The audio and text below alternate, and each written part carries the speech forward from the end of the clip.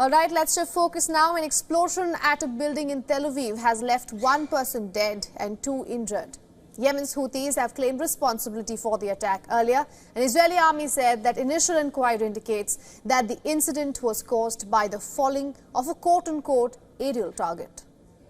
The spokesperson for Yemen's Houthis revealed on social media about the military operation that targeted Tel Aviv. The militant group has claimed targeting Rafah region with a new drone called Yafa.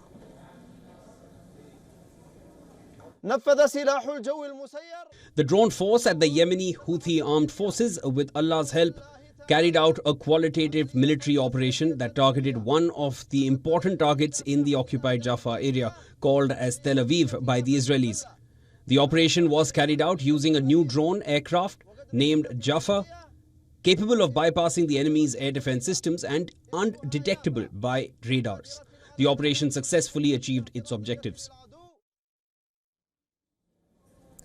Israeli media said fragments from the drone of a kind widely used by Iranian-backed militia groups in the region had been recovered nearby. If at all, the drone flew from either Sana'a, Hodeidah or Taiz. The distance covered by this new drone, Yafa, as mentioned by Houthi spokesperson, it covered would be around 2,500 kilometers. Meanwhile, Israel has intensified its military offensive in central Gaza. In the latest, at least 54 Palestinians have been killed in central Gaza, and the death toll has crossed 38,000. According to the health ministry in Gaza, the Israeli military has claimed killing the commander of a Hamas-allied group in Lebanon's eastern Bekaa Valley. Israel says that it carried out 2 strikes which killed the Radwan Force Operation Unit commander Ali Jafar Matuk. In a statement, the IDF said that he was responsible for carrying out terror attacks and missile launches against Israel. The airstrike on Lebanon also killed another operations officer in same Radwan unit, along with several more Hezbollah operatives.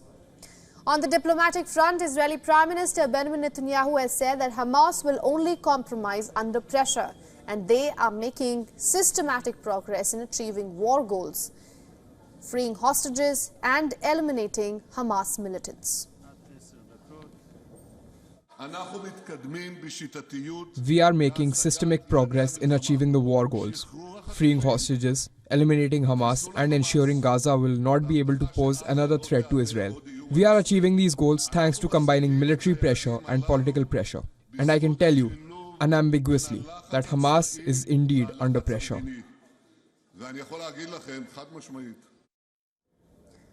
Netanyahu also made a surprise visit to the troops in southern Gaza and demanded that Israel should remain in control of the Philadelphia corridor and Rafah border crossing in order to prevent weapons smuggling to Hamas across the Egyptian border. I gained strength here from their great achievements. I got stronger in my understanding that their powerful action above and below ground is essential for Israel's security, and stronger in the understanding that our control of the Philadelphia corridor and of the Rafah crossing are essential going forward.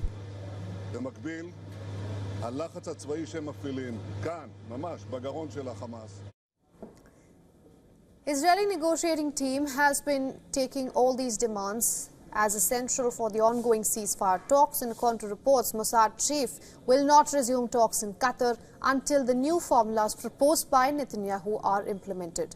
This comes just few days before the Prime Minister will be delivering his 4th address at a joint session of Congress when he visits Washington, D.C. next week. He is also slated to meet U.S. President Joe Biden, but it all depends on Biden's recovery from the COVID-19 virus.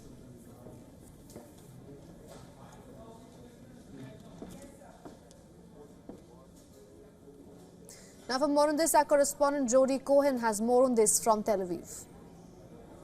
So behind me you can see the site of the drone attack that killed 1 man and put several people in hospital. This has been claimed by the Houthis in Yemen. They said that they fired 1 ballistic missile and 4 drones, and that they claimed that their drones bypassed radar detection systems.